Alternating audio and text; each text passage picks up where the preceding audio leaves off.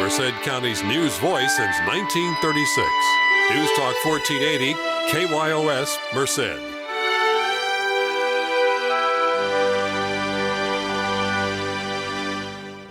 Radio Merced. I'm Jacque MacDonald, and welcome to The Victim's Voice. And I have to say thank you, Steve, for holding my spot for me, because I had that virus twice. So it's so good to be home again. And today we have a new guest, Vanessa Hoffman, and you're with Valley Crisis. I am, yes. And your position is you're a prevention specialist. So why don't you tell the people what exactly that means? So I currently am working with Valley Crisis Center to do sexual assault prevention out at Merced College, which is a new program. Just started early back in November. They do have something similar at the UC, and that is a prevention program. And so my job is to kind of break ground out at the community college and work within sexual assault and look at bystander intervention and just different prevention efforts to have people aware of sexual assault and domestic violence. And it does happen even in Little Merced. Yes, absolutely. It's funny because, when we used to all go to college or send your children to college, you never think about that. We didn't used to years ago. Mm-hmm. And now it's one of the foremost things on your mind when your kid goes away. And, how do they protect themselves and what do they do? Can they carry a taser?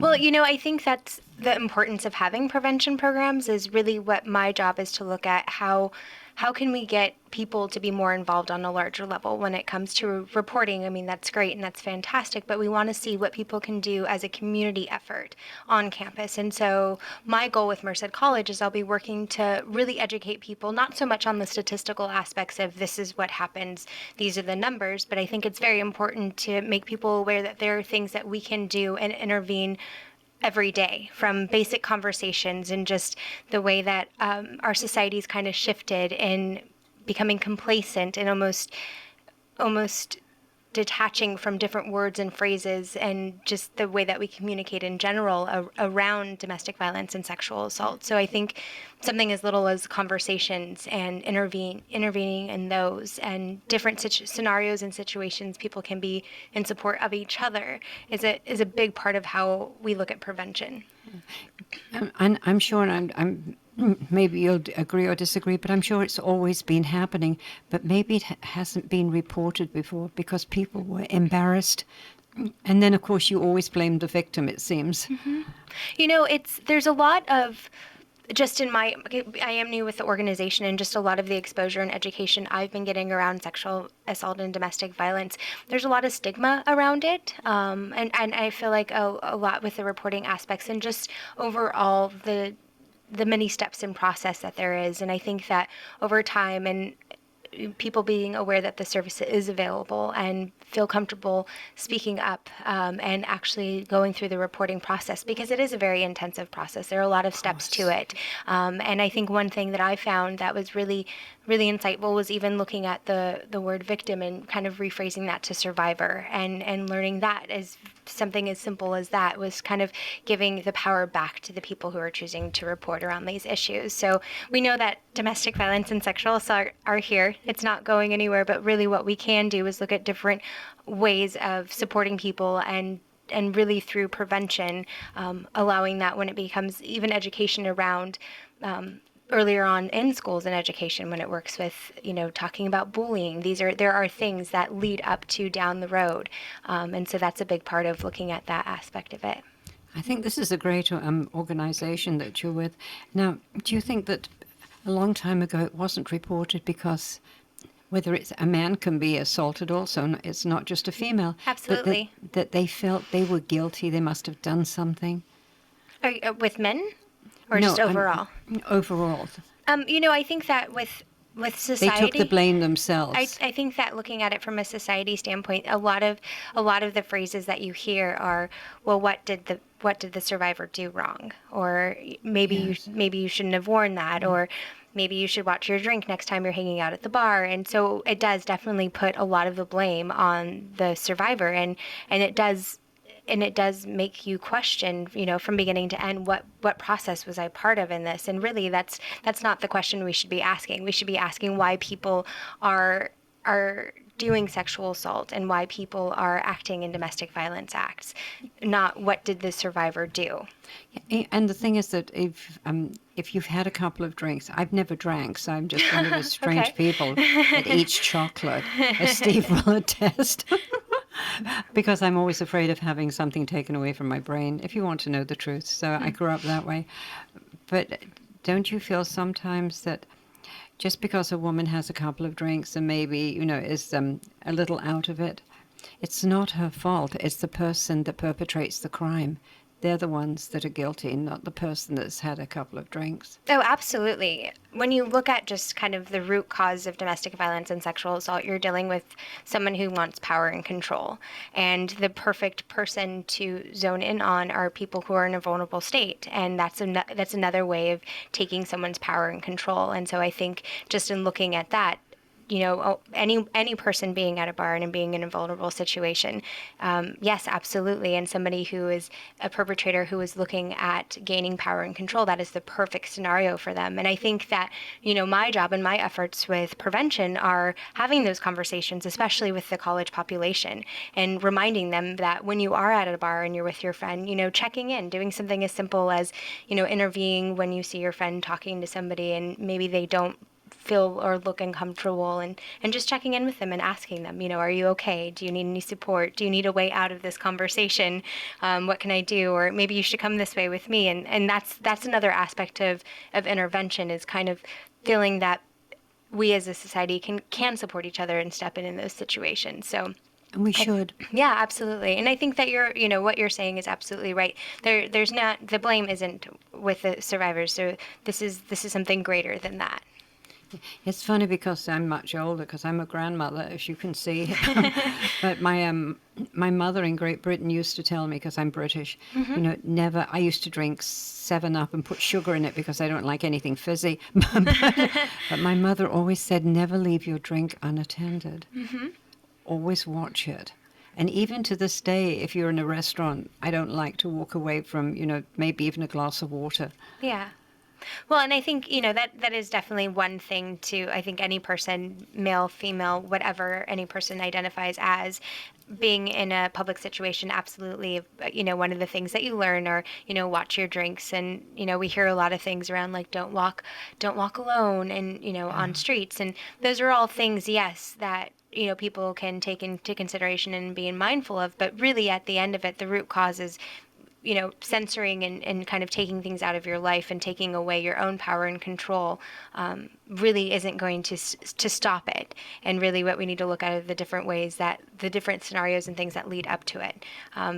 Yes, absolutely. I will go out and have a drink and I'll watch my drink. And if I leave it, I'll be, I'll go and order another one. But it is one of those things where in that moment, even as a society, we've kind of taken away our own power as individuals because unfortunately things like this do happen. And we should watch out for each other, as you said. Yeah. What is the best advice that you would give to a young woman? A brand new college student?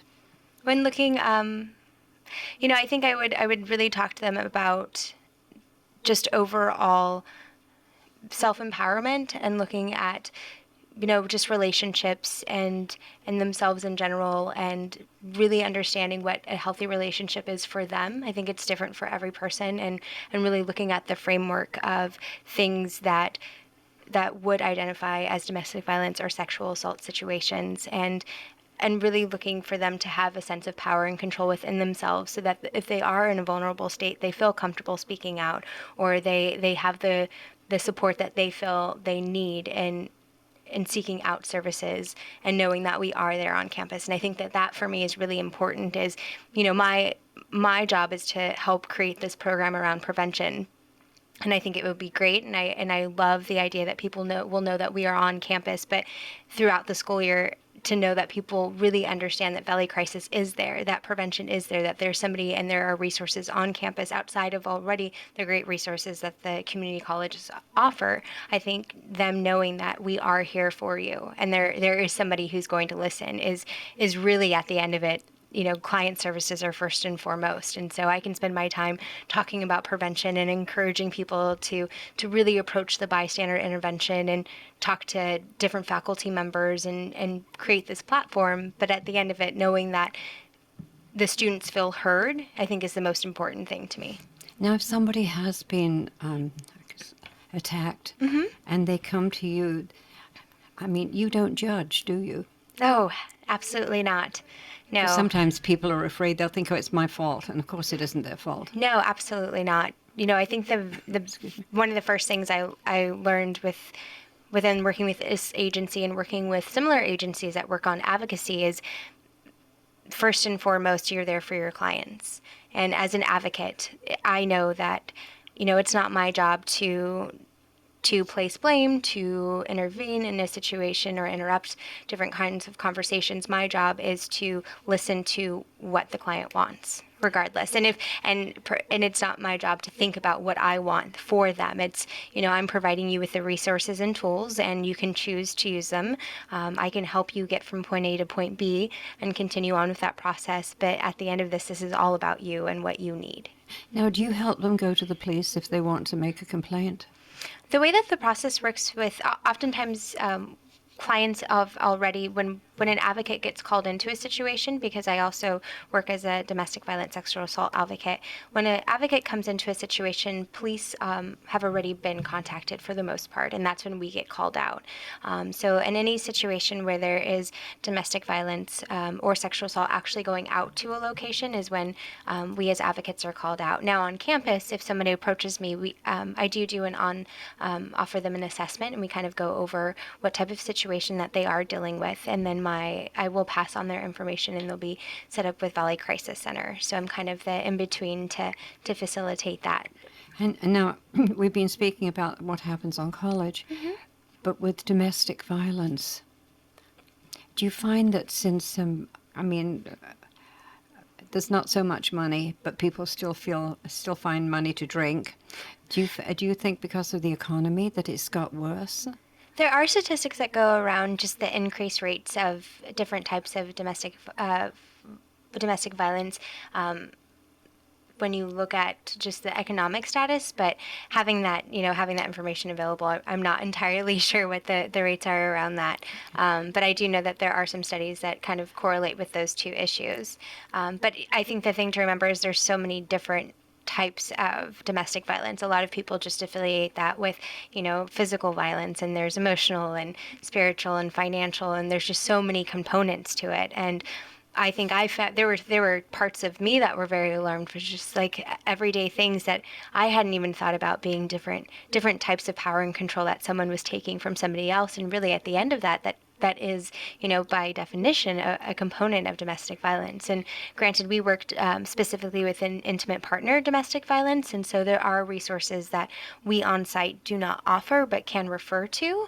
And so that is another component of the services that we do offer. But I think overall, looking at just kind of breaking the social norm that there's only one type of domestic violence, and that definition is the physical abuse, and reminding people that there are so many different types of domestic violence. Yeah, because I didn't realize, like, screaming at somebody or degrading them, that was definitely also domestic violence. Yeah, so emotional abuse is huge. It's a huge factor. Yeah. And because they can make you feel useless and that you're not worthy of anything, and I think that's what they go for, isn't it? To make you think that you have to depend on them. Well, and I think that kind of going back to the, I keep saying power and control, but those are two like perfect words to define, what a perpetrator is doing and is acting on, is taking away somebody else's power and control, and being degrading and being emotionally abusive, and taking that power and control away from somebody is as dramatic for somebody when going through another type of, they're all similar in what the root causes are. So. And it's not just women, is it? Men are also victims, and we forget about that. Absolutely. And Steve's looking the other way. Would you like to ask a question, Steve? Just listening. Just listening. Okay. Well, thank God I've never been. I have a husband that's so easygoing and cooks. So what can I say? No, I think it's good for you to bring up the men as well. I think it's a very important part that people do. There is a that from a society standpoint is where we look at the underreporting is a lot of male survivors do not report, and that comes from a lot of the social aspects of it's kind of like act like a man. Like, how can't men stand up for themselves? How can a male be physically, emotionally abused? And really, that there's nothing different in that. And I think that's where we look at a lot of the underreporting is with the male population because of the stigmas attached to being a man. Yes. I don't agree with that, and Steve's laughing. I think we're all pretty clear on that one being not. If you're comfortable in your skin, man or woman. My husband carries my handbag for me at times, and I know you carry your wives, don't you? If necessary. Well, what else would you like people to know as we're getting? We still have a few minutes left. I think knowing that Valley Crisis Center is available. We do have a 24-hour hotline. You can visit our website, and that's valleycrisiscenter.org. And for people that don't, a lot of people can't afford a computer in this day and age. Absolutely not. So what is the telephone number? And, we can say that at the end of the program, too. Sorry, just 1 second. Let me pull that up. I know everyone everyone uses their computer, but... Valley Crisis, the main line is 209-725-7900, and that is the office contact, and then that will also patch you through to the 24-hour hotline, crisis hotline if needed. So we are available 24/7, and that is through Merced County and the Mariposa area, too. We also do take some calls from Okay, there. and when you say you're available, is that just by phone, or do you make home visits? Now we will go out. We do have an advocate that's always on call 24/7, and that is so that if we do respond to an incident once it's been reported, we will go out on site for domestic violence and sexual assault. And are there any other services that you offer? We do. We have a great referral list for a lot of the services, but we do specialize directly in domestic violence and sexual assault. But Of course. please don't hesitate. There are clients who come in who need resources on Medi-Cal or other services, just trying to find referrals, and we do have a really, really good referral list. And knowing that there is the program at UC Merced has their violence prevention program, and then knowing that I'm the advocate on campus and am doing primary prevention for Merced College. Now, do you have an office there if people want to come and see you? I don't have an office yet. School just started, so as soon as an office is available, I will be there full time. But right now, I am floating between Merced College and the main site for Valley Crisis. I want to ask you which is the safer place to be, but I won't, because I won't put you on the spot. No. But they do have police departments too, don't they? I know you see. We had the chief of police on, and it's an excellent. It's not a rent-a-cop. It's real police officer. That's what you were saying. People think they're rent-a-cops, but they're not. No, and I've had great feedback from everybody at Merced College. I've been working with a lot of faculty and working directly with the police department on campus, and they are very supportive of the program being there. Enthusiastic, great to know that this will continue to happen and that there'll be somebody really working in prevention, and that there is a resource and tool for clients who do need to seek services through Valley Crisis Center available on campus as well. And so this is two questions in one. Okay. If you are a victim of domestic violence, but you don't want anyone to know, you're afraid, or if you know somebody that is being hit or abused, what can you do? Where can you go where you won't be pointed out like she did this to my wife?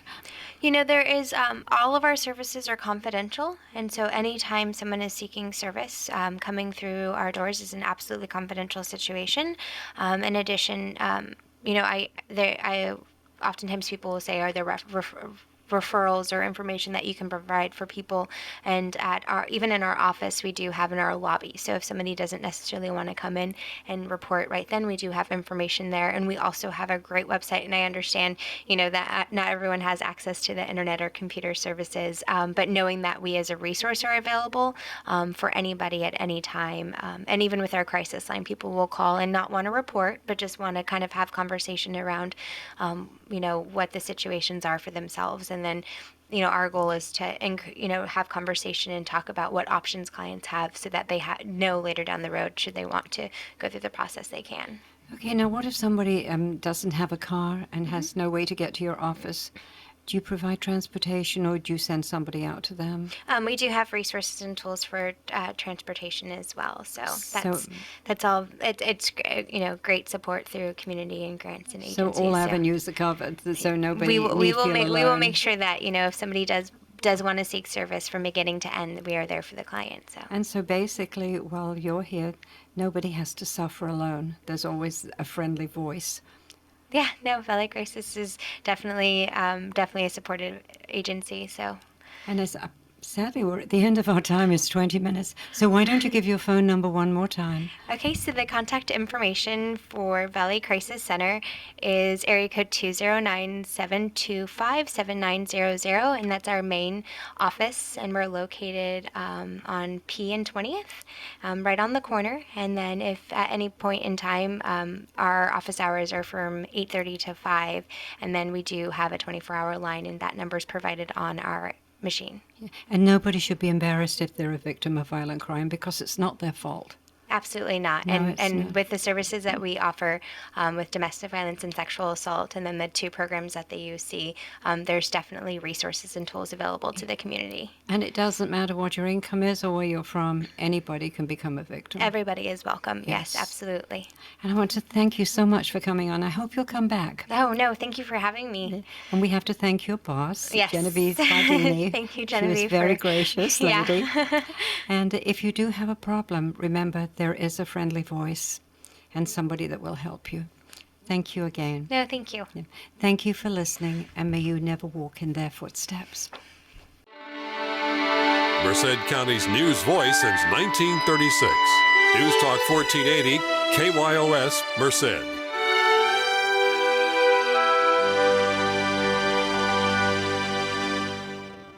You're listening to Radio Merced. I'm Jacque MacDonald, and welcome to The Victim's Voice. And today we have a very special guest by telephone.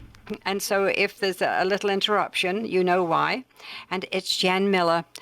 And Jan Miller, you are the president of Citizens Against Homicide. And sadly, we lost our Janie, who was with Citizens with you. But now we have Jean Cervantes, who's helping you. Yes, that's right. And I want to thank you so much, Jacque, for having me on your program. I know you do a wonderful service with the victims and keeping the victim's voice out there. It's an important job that you have, and you do a wonderful job of it. Well, thank you, Jen. That means a lot to me, but I couldn't do this without the man opposite me who's totally ignoring me right now, Steve. Say hi, Steve. Hi, Steve. How are you? Hi, welcome. Who has promised me that we have this program for as long as we want it. Oh, isn't that wonderful? Yes. You know, it's wonderful people like Steve, people like yourself, And you. people like Jane that we've lost, and Jean and Shelley Cervantes that are stepping up and helping with victims. There's not a lot of people out there that have the time and the energy that it requires to stay involved and to make changes in our system. And as we all know, it's victims helping victims, and nobody gets paid. I like to stress that because people always think it's money, but it's not. No, it has really nothing to do with, well, from the victim side, it has nothing to do with money. From the politician side, it has everything to do with money, and that's one of the very sad parts about our society and our legislators today. And so today is this is a special interview, isn't it? Because for the first time, you're having a conference. Yes, we're having our first ever educational conference and about victims awareness. And it's in the memory of Yvette Nance. And during this conference, we hope to tell Yvette's story. She's a woman that was murdered a number of years ago, and her fiancé at the time, who was also shot but survived the terrible incident that was involved. And he is looking for a way to let people know about all of the things that victims need to know and to help them get through the process. And he feels that Citizens Against Homicide is one of the few organizations that really works with the victims, and that's why he is joined with us to put this conference together. I think that I'm certainly hoping you and your husband will be able to come, but it's going to be just an amazing program that we have planned. On the Friday night, that's April the 12th, we have a meet and greet where people are going to get to meet each other from different walks of life, from different countries, different states, and get to know who we are and all of the victims that are involved.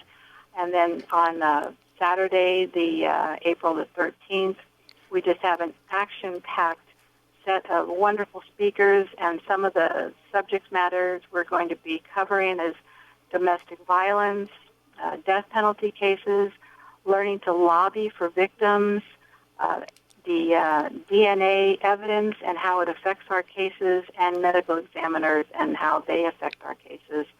And then we're going to have a marvelous dinner, and we're closing with our amazing speaker, Bill Cosby, that I'm sure all of your listeners know and have seen him and heard him on many, many different occasions, and he's going to be our closing speaker. So it's just an action-packed day and a half that I think people will come away just feeling empowered and feeling like they have a way to get out there and get involved and help.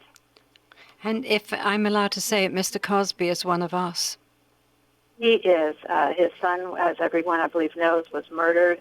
And yes, he is one of us. And as I said, and as you stated, victims are helping victims.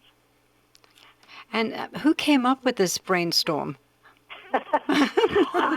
Well, it was kind of a combination of things. I had been a speaker at a conference in Colorado, and I was very moved by what they were doing. They have kind of their own system. They were working on, in the state of Colorado, they were working on unsolved murders and missing people. And I went to speak and tell them about Citizens Against Homicide and what we do. And so I learned a lot about what all they do. And it was within the next week or so that we were having this conversation with the survivor of the Yvette Nance murder.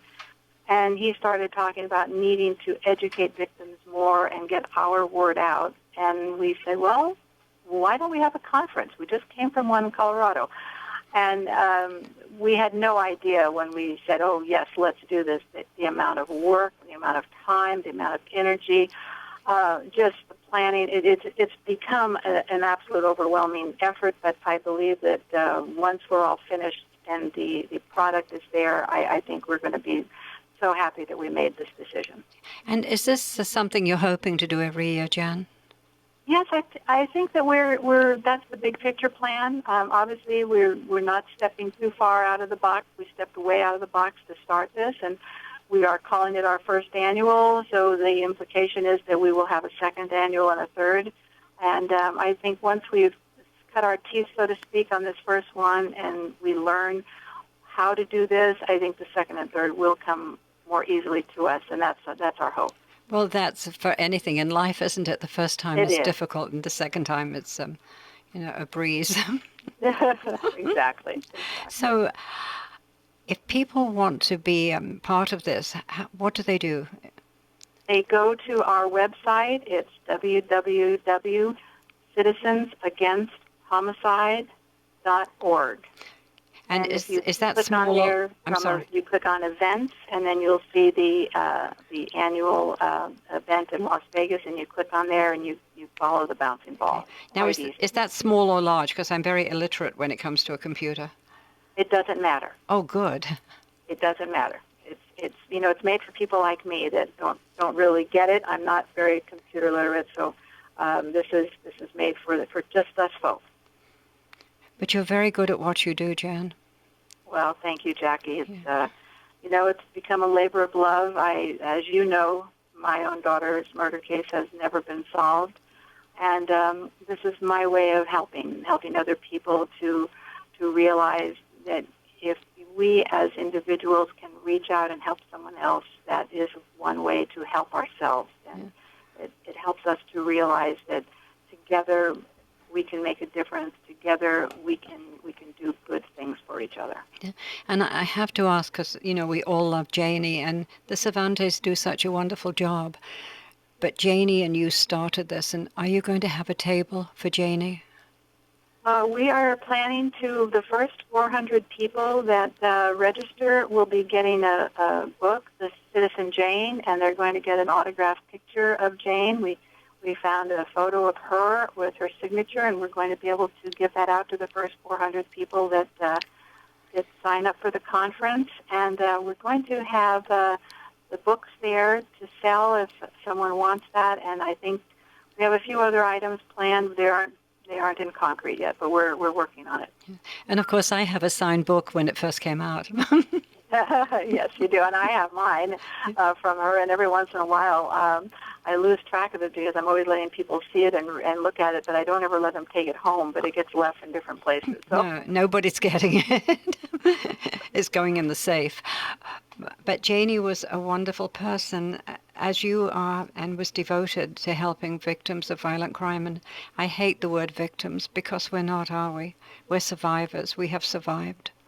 Yes, you are correct. We are survivors. And to do anything less is not to honor the family member that we lost. It is if we become a true victim, then we have allowed that murderer to not only take the person from us that has been murdered, but it also means that they are taking away our individual liberties and our individual person, and we cannot let that happen. We need. And would you mind if we spoke a little bit about how you and Janie first came together and how people can become a member? Yes. Well, actually, Jane and I had my murder. The daughter of my murder was in 1984. The murder of Jane's aunt was in 1983. And the two of us didn't meet until 1992 when I was on the radio talking about the upcoming execution of Robert Alton Harris. And while I was on the radio, Jane was driving from one more continuance on the up-and-coming trial for her aunt's murderer. And she heard this lady, me, on the radio and talking about the death penalty and a supporter of the death penalty, and that I was going to be outside of San Quentin with the father of one of the murdered boys that Robert Alton Harris had murdered. And since my name was so easy to remember in the location of where I lived, she quickly found me in the telephone book and called me and said, we have a lot of things in common. I think we should talk. And that's what happened. The two of us met, and our lunch lasted for many, many hours, and we realized that we both believed that we had something to offer other families that had been a victim of the homicide. And we thought, well, let's just start a little organization, thinking it would be local, Bay Area. And as it turned out, we have members in every state of the union here. We have members in England, and actually one of the heads of the England's victims program is going to be coming to our conference. We also have members in New Zealand, and there's a very good possibility that one of their heads is coming to our conference. So it's been a true reaching out to so many families and so many organizations. We had no idea when we started this that it would become the size that it is, and we have over 5,000 names in our database with family members that send out letters when we ask people to write parole letters. It's just an amazing thing that's happened. Yeah, because I believe I've been with you since '94. I believe that's right, yeah. Yeah, that's when I called, and there was Janie at the end of the telephone. Well, no one will ever replace Jane. Jane had a way about her of getting the job done. I know one of the detectives nicknamed her the Squeak Meister because she would squawk and squawk and squeak until finally the detective would say, okay, I'll do that for you. And she just never was going to give up. I used to tell her she was like a little dog with a bone. She just was not going to give up on these cases. And that's what the victims need. They need to know that someone is there that cares enough that's going to make one more phone call and make one more letter writing and just one more contact with whoever it is that needs to be pushed to get the job done. I used to call her the Rottweiler because she never let go. This little sweet lady with gray hair or white hair. The little old lady in tennis shoes, and that was our Jane. But she carried a pack to a wallop. And we miss her terribly. Yes, we do. Yeah. But the Cervantes are doing a good job, aren't they? And we thank them. They are, and they have their own way and their own style, and I try not to always look back. Have a great presence to look forward all the time. And at first, I felt like we should do things the same way Jane did them, and finally I said, no, we all have our own style, and Jean and Shelley have an amazing style. And working with victims, they just do an amazing job. So it's moving and it's changing, and they of course are far more into the computer age than I ever was, and certainly Jane really never was. So lots of things are changing on that level, and that's why our website has been redesigned and upgraded, and more and more we're asking people to please take our newsletters by email to save us postage and printing. And every day we get calls and letters and emails saying, yes, put me over to email, we can do this. And it's just marvelous how people, when they realize that, the only money we have is the donations we get, and not a person on our staff makes any money whatsoever. They're more than happy to make their change and say, okay, we'll take this by email, or we'll go on the website. So it's an exciting time to see change and see the improvements we can do. And I know when I became a member, it's very inexpensive to become a member. We ask that people send $50 to become a member, but in truth, and Jackie, we're not going to turn anyone away. No, if you want to receive our newsletter and you let us know that you'll write letters to keep murderers in prison and not let them out on early release, we're happy to have you as a member. And are you still doing the billboards? Yes, we are. Of course, you have to understand the billboards are based on whether or not the governor will give us the award money, because most families don't have that kind of money to put up for a reward. And, we worked with Pete Wilson and did billboards. We worked with Gray Davis and had billboards. We worked with Arnold Schwarzenegger. And unfortunately, I'm very sad to tell you that Jerry Brown has refused all contact with us. So since Jerry Brown has been governor, we have not had one response to our letters of request and the family's members of request and the police officers' letters of request. So they're few and far between right now. They are old ones that we still have, old reward money from prior, or family members that are able to put together a smaller amount of money. So we're still trying to do it as often as we can, but we no longer appear to have the assistance of the governor of the state of California. But Jan, I started with 5,000, and then it was went up to 10,000, and it worked. Yes, and the amount doesn't matter, but Jackie, some families just don't have anything to start with, and we encourage them to do what they can with family members, or sell baked goods, or whatever they can, or work with their church to have a fundraiser of some sort. So anything that they can do to generate, like you said, starting with 5,000, getting it up to 10,000, any number in between, obviously we will work with them, yes. Well, if you don't mind me saying that, when we put up reward money, because we moved back from Minnesota, because we had just bought a little house, and if you sell a house right away, you know what happens.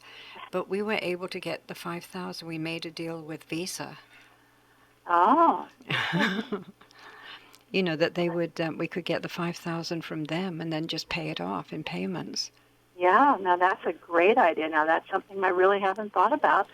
But I'm going to write that note down and add that to our suggestion list to our families that when they're requesting this information. But people, I'm sorry, Jen, but people have to know that they have to go through you, because we didn't. And then if you don't go through a nonprofit, you can't take it off your taxes because it's considered a gift. Oh, I understand. Yes. See, And, we didn't know and that. also the billboards themselves, because we get such an amazing price from the billboard people. They're so willing to help us that you definitely don't want to do it on your own because the cost could be prohibitive to the family. I know. Victims are well known to have not much money. But my gosh, it's already about 18 minutes we've been on the air. But Jan, what else would you like the people to know before we close this program? Well, I want them to know that we are out here, Citizens Against Homicide. We want to help them. We are here to be of assistance, whether it be with a parole, whether it be with an unsolved murder, or whether it would just be that someone needs to talk and hear what we can do. And I so encourage everyone to go to our website, to look at the conference, and to take the time and think about it, make it a family event, make it a reunion of friends, and come to the conference. I think you'll love every minute of it, and you'll come away feeling like it was one of the best things you've done this year. And can you say what it would cost to go to the conference? The conference for general admission is $300, and the for a student it's $250. There are varying level group rates. For 10, it's $2,500, and then there's a celebrity meet and greet to see Mr. Cosby and have your photo taken with him. There's a variety of different ways of becoming registered with the group, and many people who are with victims groups that want to come as an entire group, or they're with the district attorney's offices and they're working with the victims through social services or something, they might want to come as a group. There's many different ways, and the easiest thing is to get onto the website and to look. But what you have to remember is that $300, you have your meet and greet on the Friday night, which is going to have all heavy hors d'oeuvres and different drinks. You have your morning breakfast. You can have your lunch. You're going to have your dinner.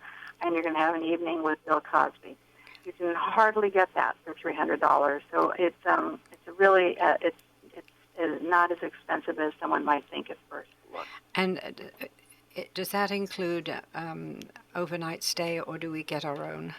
No, people will get their own room at the hotel, and this is going to be held at the Monte Carlo Resort and Casino there in Las Vegas. Yeah. And people can have fun. If you're getting married, make it your honeymoon. My boss is just pointing to the 20 minutes that we're over. Well, okay. But Jan, please stay on the line when I say goodbye. But I want to thank you, and I know that people will come. I appreciate you helping me, and I appreciate all the wonderful work you do, Jan. Yeah. And the thing is, Jan, that we're just ordinary people, and it happened to us, so it can happen to anyone. That is true. Thank you again so much, and thank you. I encourage people to go, and may you never walk in our footsteps. Merced County's news voice since 1936. News Talk 1480, KYOS, Merced.